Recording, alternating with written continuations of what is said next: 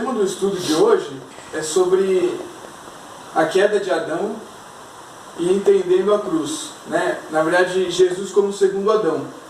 Esse é o tema do estudo de hoje. E antes da gente entrar no estudo, eu queria fazer uma pergunta para os irmãos aqui.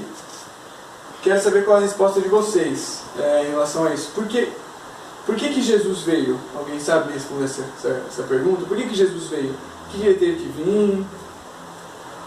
Eu acredito que foi uma resposta de oração, né? Que os judeus na época clamavam muito para vir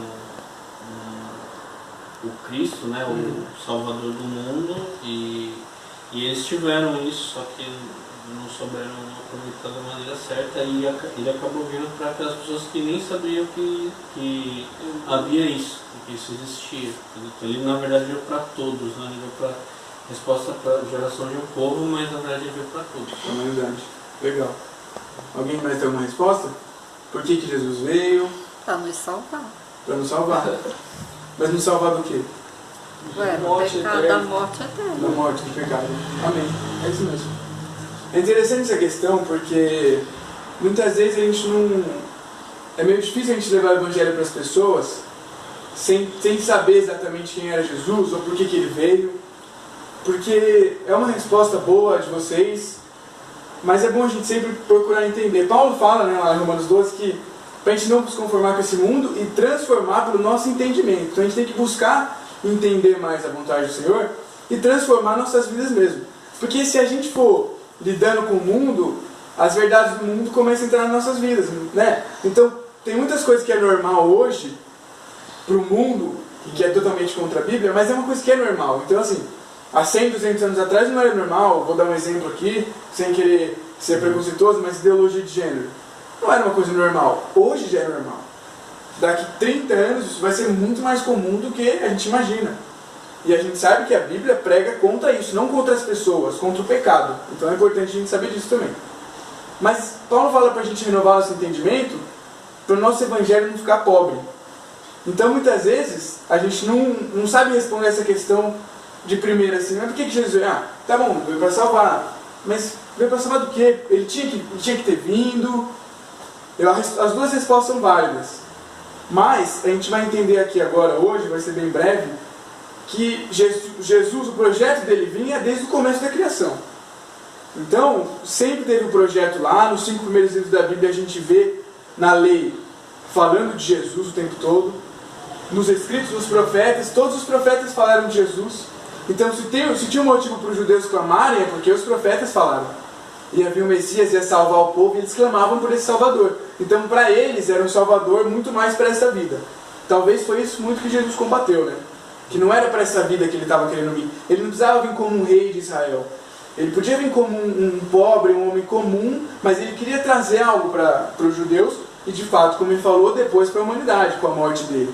E aí entra salvar nossas vidas. Mas para a gente entender bem assim, por que Jesus veio, da onde que veio essa vinda de Jesus, a gente tem que ver lá em Adão. Adão fala muito de Jesus. Então assim, qual o propósito da criação do homem? Eu coloquei aqui. No princípio criou Deus os céus e a terra era sem forma e vazia, havia trevas sobre a face do abismo, e o Espírito de Deus se movia sobre a face das águas. Só um ponto importante para a gente pegar aqui, esse tipo de texto, todos os livros da Bíblia, os 5 primeiros, eles falam eles contam muita história. Só que a gente não pode se apegar só à história, a gente tem que entender o que significa pra gente. Da mesma forma, a gente não pode entender só o que significa. Por quê? Não são só alegorias que estão lá, né? Se você crê realmente num Deus criador de todas as coisas, você crê que um dia ele criou o mundo da forma que está em Gênesis. E realmente o mundo foi criado assim. Então a gente tem que entender que isso de fato aconteceu. Que a história de Adão e Eva não é uma historinha que a gente ouve de pequeno, ou que a gente conta para as crianças e a gente sabe. É uma história real, é a história da humanidade. Só que tudo isso aponta para os nossos dias, aponta para a vinda de Jesus, aponta para a primeira, para a segunda. Então a gente tem que entender o momento que a gente está vivendo. O momento que as profecias estão se cumprindo aos nossos olhos. Então, qual o propósito da criação? Por que Deus quis criar o homem? Deus criou o homem para viver com o homem, né? Então antes da queda do Adão, como que era a vida do homem? Se a gente analisar profundamente como que era a vida de Adão no paraíso, a gente vai ver que é basicamente o que o Senhor quer das nossas vidas durante todo o resto da Bíblia. Ele criou o homem para ter intimidade com o homem. E Deus sempre buscou ter intimidade com o seu povo, ter intimidade com o povo escolhido, depois com nós, a igreja, que são judeus e gentios. Então o que o Senhor sempre quis com os reis, com todo mundo, foi sempre buscar a intimidade que ele tinha com Adão. Então tem muitas orações dos servos do Senhor, falando assim, renova nossos dias como dantes. Como dantes o quê? Antes qual? Porque todos os dias o homem era pecador. Quando eles oravam assim, eles oram assim, eles falam de renova nossos dias como antes da queda. Como era Adão com Deus. Deus visitava o jardim do Éden todos os dias, né, a palavra fala. Então, de fato, se a gente analisar esse pequeno parte da Bíblia que tem quando Deus criou o homem no paraíso, é como realmente o Deus quer. E se a gente vai lá em Apocalipse 21, novos céus e nova terra descendo, dá para entender que o paraíso vai voltar para a terra, porque o Senhor criou a terra para o homem habitar. Eu não quero entrar em escatologia aqui, mas é só para os irmãos entenderem que a vontade do Senhor, no final dos tempos, vai acontecer como era antes. Não que o paraíso vai ser igual, mas que a gente vai viver junto com o Senhor. Agora, quais eram as funções do homem, do Adão no paraíso, né? Façamos o homem a nossa imagem e a nossa semelhança. Domine sobre os peixes do mar, sobre as aves do céu, sobre o gado, sobre toda a terra, sobre todo réptil que se move sobre a terra. Então uma das funções do homem era dominar sobre a terra. Então um dos propósitos de Deus para criar o homem era que o homem dominasse sobre a terra. Hoje isso não é muito diferente. Hoje o homem é o único ser capaz de dominar sobre os outros. Construir tudo que a gente vê hoje. Então esse foi um dos propósitos do Senhor. Ele criou a terra, tudo que tinha, e criou o homem para dominar sobre todas as coisas. Frutificai e multiplicai-vos, enchei a terra e sujeitai-a. Outro mandamento que o Senhor deu para Adão: multiplicai-vos. Ou seja, o Senhor queria fazer um povo para viver com ele. Não era só Adão, não era só um homem e Eva. O Senhor falou: frutificai e multiplicai-vos. O desejo do Senhor era ter um povo vivendo intimamente com ele. E tomou o Senhor Deus o homem e o pôs no jardim do Éden para lavrar e guardar. Então mais uma vez aqui, a função de Adão guardar o jardim do Éden. De toda árvore do jardim comerás livremente, mas a árvore do conhecimento do bem e do mal, dela não comerás, porque do dia em que dela comeres, certamente morrerás. Então a gente já vê um outro mandamento, só que esse era o que Adão não podia fazer. Tinha uma árvore que Adão não podia comer. E muitas vezes a gente se pergunta, por que então o Senhor não colocou essa árvore lá? O Senhor era só não ter colocado. E muitas vezes a gente se enfrenta nossos problemas, dificuldades, coisas do mundo, principalmente para nós jovens. Eu não sei se eu posso falar para você, mas eu posso falar para mim. Coisas que atraem tanto os jovens quanto sair com os amigos e ficar, beijar na boca. E às vezes a gente se pergunta assim, por que o Senhor só não tira isso da minha vida? A gente não ora. Pelo menos eu orava bastante assim: Senhor, afasta de mim a tentação. É mais fácil, né, se não tivesse. Só que, por que o Senhor só não tirou então a árvore? O homem não teria pecado, a gente estaria vivendo no paraíso. Então é importante a gente entender que o Senhor dá uma opção de escolha. Então Adão era um homem perfeito, sabia de todas as coisas, porém ele tinha uma opção de escolha. O mal não vivia dentro dele, ele não sabia o que era pecado, mas ele tinha uma opção de escolha. A opção de escolha sempre teve presente na vida do homem e ela é presente na nossa vida hoje. Então como foi para Adão? Adão teve essa escolha, não sei quanto tempo ele viveu no paraíso, comendo de todas as outras árvores, dando nome a todos os animais, mas ele um dia decidiu fazer essa escolha. E disse a Adão: esta agora é osso dos meus ossos e carne da minha carne, esta será chamada mulher, porquanto do homem foi tomada. Eu coloquei essa parte aqui, esses 2 versículos que eu vou ler agora, é só uma título de curiosidade. Coloque no hebraico. Exatamente, porque quando vem para o hebraico, né, a gente entende muito melhor essa parte. Então, será chamada mulher porque do homem foi tomada. Então no português não faz sentido, mas homem em hebraico é ish e mulher é ishá. Então ele fala, será chamada ishá porque do ish foi tomado. Então ele só acrescentou uma letra. E depois Moisés fala: portanto deixará o homem o seu pai e a sua mãe, e apegar-se à mulher, e serão ambos uma carne. Por que Moisés escreveu isso? Quando Moisés estava escrevendo, ele colocou esse versículo lá, esse versículo meio que está solto ali, né, nesse capítulo. É porque isso já era um costume. Ele falou: por isso que o homem deve deixar o seu pai, a sua mãe, e apegar-se a essa mulher. Por quê? Porque a mulher foi tirada do homem. Então aqui a gente já consegue combater qualquer coisa de ideologia de gênero, de ter várias mulheres, como Abraão teve, Jacó teve, Não quer dizer que eles tiveram o que a gente pode ter, são exemplos. Mas aqui a gente já consegue entender qual que era o propósito do Senhor para as nossas vidas. Um homem, a mulher foi tirada do homem, então eles vão se juntar e ser uma só carne. Por isso que Moisés colocou aqui. Então, o Gan Eden representa o relacionamento original entre homem e Deus, o estado original do homem e da natureza. Deus criou a terra e estabeleceu aqui o reino dele. Jesus é o motivo da criação, é o centro de tudo. Talvez naquela época não fosse fácil para eles entenderem isso. Hoje é muito mais fácil para a gente ver que Jesus é o motivo. Daqui a pouco a gente vai entender melhor. O mal já existia, porém não estava dentro do homem, estava fora. Adão era um ser perfeito, feito à imagem e semelhança de Deus. Não conhecia o mal, porém ele já tinha o potencial para desobedecer. Ele já tinha o poder de escolha. E em determinado momento ele escolheu ter essa inclinação para fazer o mal dentro dele. Então a inclinação para fazer o mal ficava fora. O mal tomou posse ali da serpente e ele, comendo a maçã, internalizou o mal. Então ele não conhecia o mal. Ele sempre teve o poder de escolha. Ele podia fazer a escolha errada. Mas a partir daquele momento, fazer a escolha errada ficou muito mais fácil. Ficou muito mais agradável, ficou melhor. Que agora o mal estava dentro. Então fazer a escolha errada também faz parte da natureza do homem desde aquele momento. Então quando Adão comeu e pecou e desobedeceu ao Senhor, a inclinação para fazer o mal, a vontade, o desejo, entrou no corpo dele, e assim para todas as gerações, até nós hoje. Por isso que enganoso é o coração do homem, né, e perverso nos seus caminhos, porque o mal, ele está dentro da nossa vida. Né? Essa vontade, esse desejo, é uma coisa natural do homem, a gente nasce com ele. Por isso que o homem nasce pecador. Então, ao comer do fruto, o homem alterou profundamente a natureza da vida na terra. Ele alterou todas as coisas. Ele foi expulso do jardim, ele não vivia mais no jardim do Éden, não podia mais entrar lá. Tudo que agora ele tinha que lavrar a terra para conseguir seu fruto, ele ia ter que trabalhar, e a mulher também foi amaldiçoada com as dores do parto. Então, Adão não só mudou a vida dele, mas ele mudou toda a natureza que cercava ele. E aí fica fácil a gente entender essa questão do mal estar dentro de nós. Lá em Gênesis 4, versículos 6 e 7, eu coloquei aqui do hebraico, eu traduzi exatamente, e fala assim, olha, quando Deus está falando com Caim, né? Se suportares o pecado, serás aceito. Senão, o pecado está deitado à porta, que significa esperando para atacar, né? Ele te desejará devorar, mas você o dominará. Então, quando Deus chega para Adão, ele viu em Adão, o que ele fala para Adão? Para Caim, desculpa, caiu o teu semblante. Então Deus viu em Caim uma vontade, um desejo de fazer a coisa errada. Tanto é que ele fez depois. Mas ele viu isso nos olhos de Caim. Era visível, era físico. O mal, espiritualmente, ele entrou fisicamente, né, ele fala pela maçã, pelo fruto, só que ele mudou a natureza física do homem.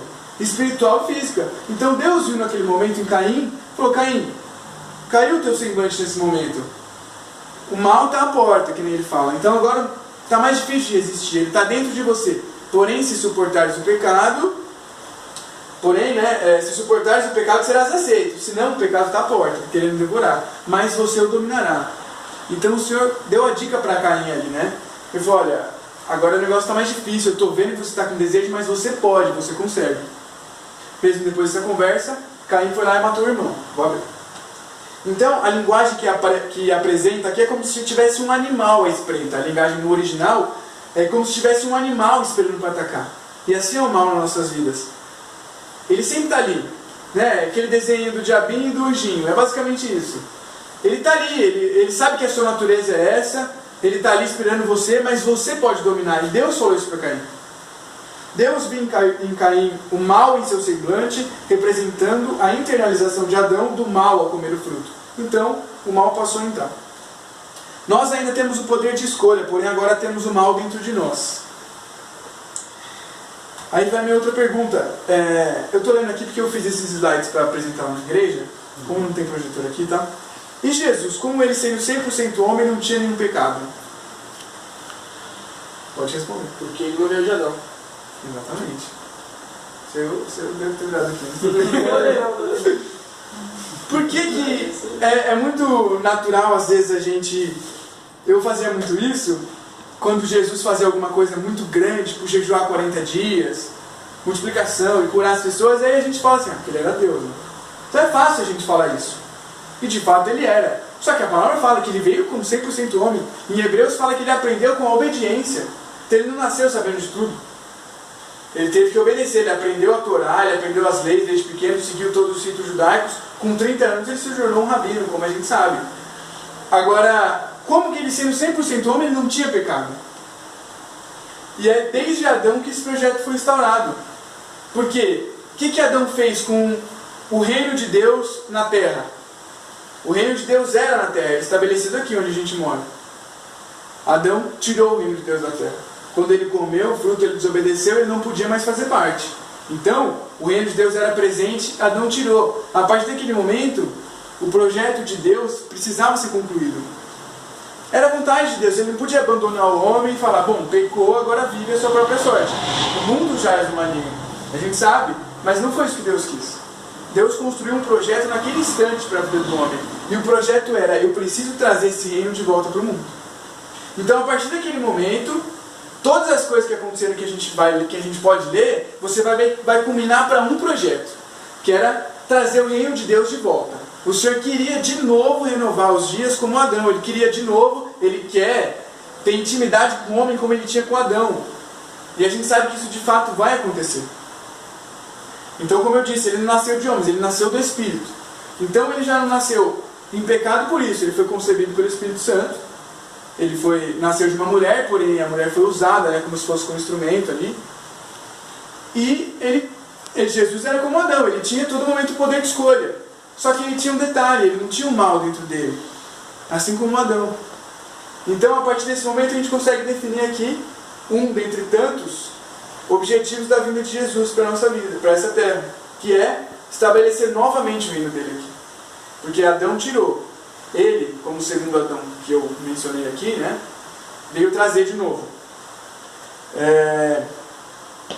Porque lá em 1 Coríntios 15, 22 diz assim, porque assim como todos morreram em Adão, assim também todos serão vivificados em Cristo. Então Adão trouxe a morte para o mundo. Era o que Deus tinha falado, se você comer desse fruto, certamente morrerás. Adão trouxe a morte física, porque ele era eterno, e espiritual. A possibilidade da morte espiritual. A física, de fato, vai acontecer. Apenas para uma geração que vê a volta de Jesus. Mas a física não tem o que fazer. Agora a espiritual, o Senhor ainda deu o poder de escolha. Adão tinha esse poder de escolha no paraíso, o Senhor permaneceu com ele. Hoje é mais difícil. Porém, talvez não seja tão difícil, se a gente analisar um pouco a vinda de Jesus, né? Porque se Adão tirou, Jesus veio trazer, e se nós somos vivificados em Cristo, quer dizer que nós temos uma nova vida. E ele falou isso para Nicodemos, você precisa nascer de novo. Não da carne, mas do Espírito. Então, ou seja, a gente precisa nascer de novo na nossa vida, do Espírito. Se a gente, na nossa natureza humana, natural, gerada de Adão, tem o pecado na nossa vida, o que acontece? Tem a inclinação para fazer o mal? O que acontece se a gente nascer de novo no Espírito? Essa inclinação sobe? Não. A gente continua pecando, a gente sabe disso. Só que quando nasce uma nova vida dentro de você, que Jesus trouxe, a vida espiritual, o Espírito de Deus, quando ele nasce na nossa vida, a inclinação para fazer o mal, que era igual para fazer o bem, diminui. Agora a inclinação para fazer o bem fica maior, porque você é uma nova pessoa. Só que esse seu espírito novo habita ainda numa carne, né? Numa carne física. Tem um rabino que fala que nós somos espírito, alma de outros celestiais. Só que a gente precisa de um corpo, de uma carcaça para viver nessa terra. E é essa carcaça que a gente tem. E nela está a inclinação para o mal. Porém, quando a gente nasce de novo pelo Espírito, nós somos uma nova vida, um espírito novo, vivendo na mesma carne. Ou seja, o mal vai estar à porta do mesmo jeito, mas agora com o espírito novo que Cristo veio trazer, a gente vai ter inclinação para fazer o bem muito maior. Então, em outras palavras, Adão decidiu se desvincular do reino de Deus. Então vamos para a cruz agora. E aconteceu depois disto que andava de cidade em cidade e de aldeia em aldeia, pregando e anunciando o evangelho no reino de Deus. Jesus, né? E convocando seus 12 discípulos, enviou-os a pregar o reino de Deus e a curar os enfermos. Aqui são diversos versículos que eu peguei, basicamente de Lucas, para mostrar como essa era a vontade de Deus, de trazer o reino de Deus de volta para a terra. Sabei com tudo isto que já o reino de Deus é chegado a vós. Mas, se eu expulso os demônios pelo dedo de Deus, certamente a vós é chegado o reino de Deus. E, interrogado pelos fariseus sobre quando havia de vir o reino de Deus, respondeu-lhes e disse: o reino de Deus não vem com aparência exterior, que é o que eles esperavam, os judeus. Nem dirão, ei-lo aqui ou ei-lo ali, porque eis que o reino de Deus está entre vós. O que tem causado sua infelicidade nessa vida? O que tem que te causado mal? Quando você recebe o reino de Deus, na sua vida você não vive mais para essa vida. Então por isso eu coloquei essa pergunta aqui. O que tem te causado infelicidade? Será que é necessidade de me aposentar, necessidade de um emprego, família, saúde, amigos, meu pai está doente? O que tem me causado infelicidade aqui? Quais são os meus problemas que têm me deixado mal nessa vida? Quando Jesus veio colocar o reino de Deus nas nossas vidas, Ele trouxe uma coisa nova. A gente não vive mais para essa vida. O reino de Deus ainda não está no nosso meio 100% em sua plenitude. Mas o interessante da gente nascer de novo, e a gente tem que saber isso é um dos propósitos desses jovens estarem reunidos aqui, é que a gente nasceu de novo para um propósito. A gente nasceu de novo para realizar uma obra. E a gente pode ver isso em diversas parábolas, diversos textos. Eu vou falar em uma específica aqui. Vocês conhecem as parábolas dos trabalhadores na vinha? Em que Jesus está contando que o pai de família chama os primeiros trabalhadores, concorda com ele um denário por dia, e depois vai chamando os outros pela praça, pelas ruas, e tem aqueles da última hora, que faltava 1 hora para acabar, mas eles vão, trabalham e recebem a mesma recompensa que os primeiros. Só daí a gente já vê que a gente foi chamado para trabalhar. Então, meus irmãos, o mais importante é a gente entender que Jesus veio e morreu por nós, não é simplesmente Jesus é bom. Jesus é bom e morreu pela sua vida, perdoou os seus pecados. Tem um projeto para você. A partir do momento que você reconhece isso, que você nasce de novo para realizar uma obra. E que obra é essa que eu tenho que realizar? É trazer o reino de Deus de novo para nossas vidas. Essa obra que a gente tem que realizar. Com Jesus nas nossas vidas, a gente tem que trazer o reino de Deus para as outras pessoas, levar para as outras pessoas.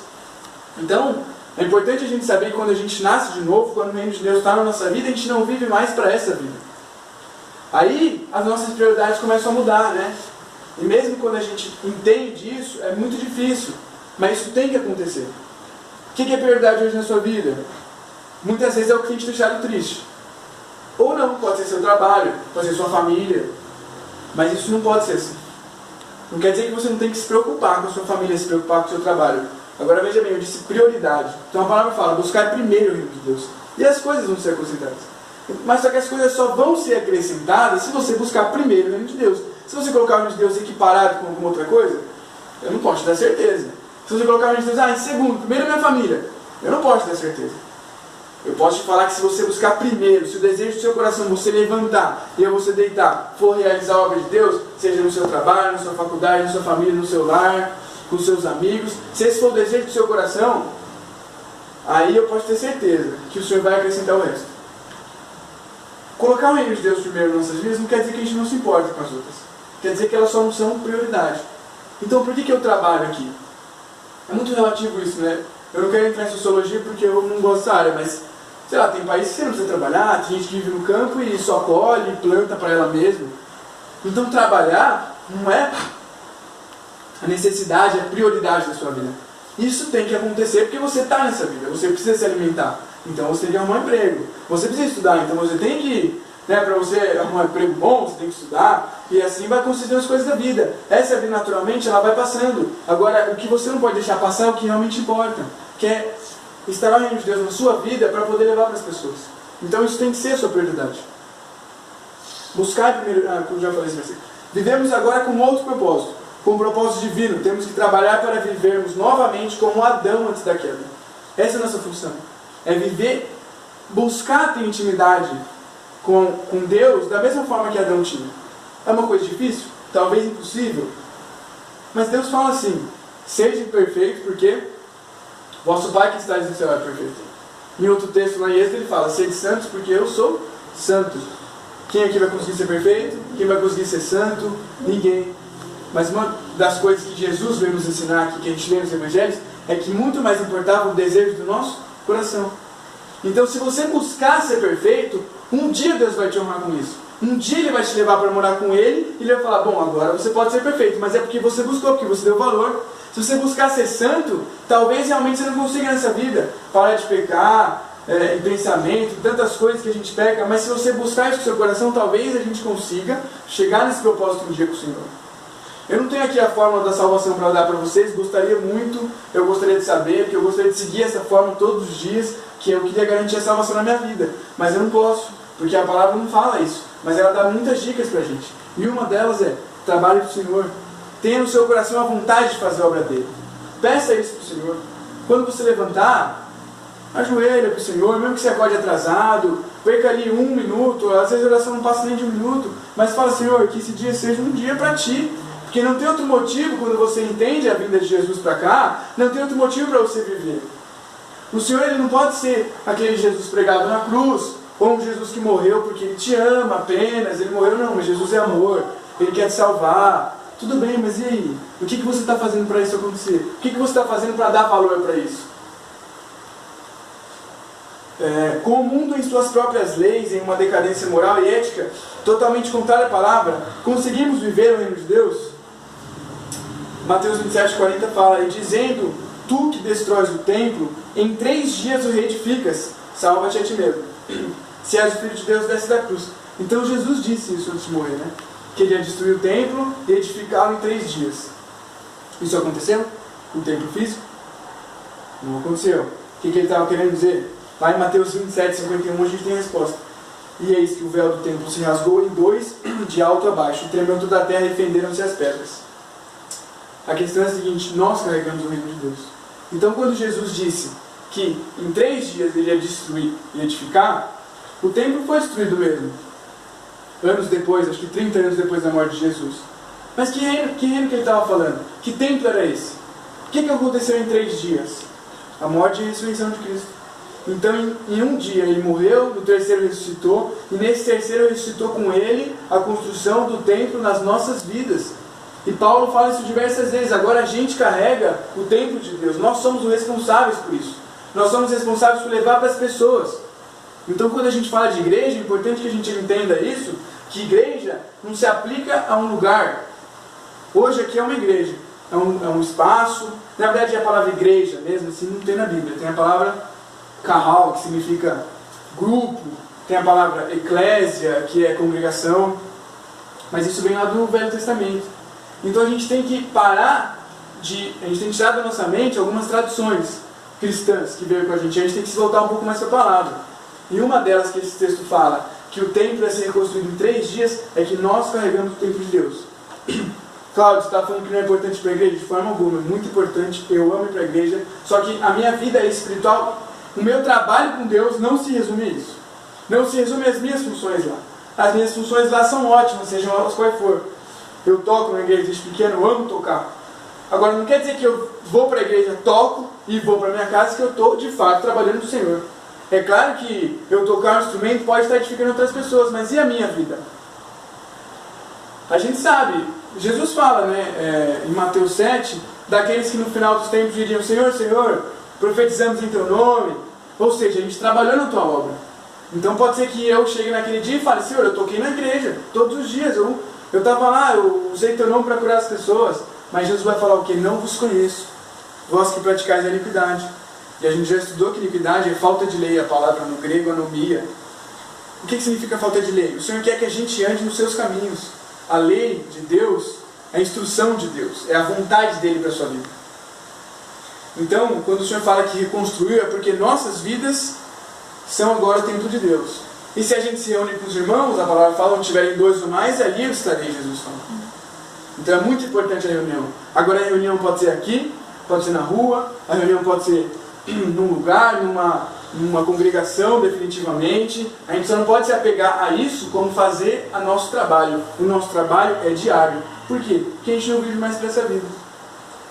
A função, eu acho que a mais importante talvez de Jesus aqui nessa vida, é ter trazido novamente o reino de Deus. Hoje, a gente pode falar que vive o reino de Deus nessa terra. Jesus trouxe. Se Jesus curava, era pelo reino dele. Ou tem alguém aqui que consegue fazer cura? Não. Esse tipo de coisa que Jesus fazia, esse tipo de ato, era um ato celestial. E agora, para a gente fechar a mensagem, uma coisa muito importante que ele falou, que talvez todas as gerações até hoje tenham ignorado, que é coisas maiores que essas paredes. Então, meus irmãos, meus amigos jovens, a gente está se preparando para isso, principalmente a nossa geração, tá? Tem uma baita de profecia se cumprir nos nossos dias, principalmente Ezequiel, e eu vou trazer isso no próximo estudo, para a gente ver que momento que a gente está vivendo. Tem um hiato na história aí de 2000 anos, desde que Jesus morreu até hoje. Hoje, milhares de profecias estão se cumprindo. Uma delas é 70 anos atrás. Pode um povo se tornar nação em um só dia, como foi com os judeus? Os judeus, desde a morte de Jesus, não tinha mais uma casa, não tinha mais um país. Desde a morte de Cristo, desde que Roma tomou posse lá, acho que no século II, III, mudou o nome de Jerusalém, e hoje voltou sendo o mesmo nome, com a mesma língua que era falada. Então, a gente tem que entender que a gente tem um trabalho a fazer aqui. E os dias que a gente está vendo são dias muito específicos. Eu não posso falar com certeza aqui que são dias da volta de Jesus, definitivamente, que Jesus vai voltar amanhã, depois de amanhã, pode ser daqui 30 anos, mas a gente sabe que alguma coisa está acontecendo nos nossos dias. E quando Jesus falou que coisas maiores que essas fareis, é porque Ele quer que a gente leve o reino de Deus para as pessoas, que a gente realmente internalize nas nossas vidas agora, depois com a morte dele, o reino de Deus. E a gente possa levar, de fato, o reino de Deus para as pessoas. Amém? Alguém tem alguma coisa para acrescentar?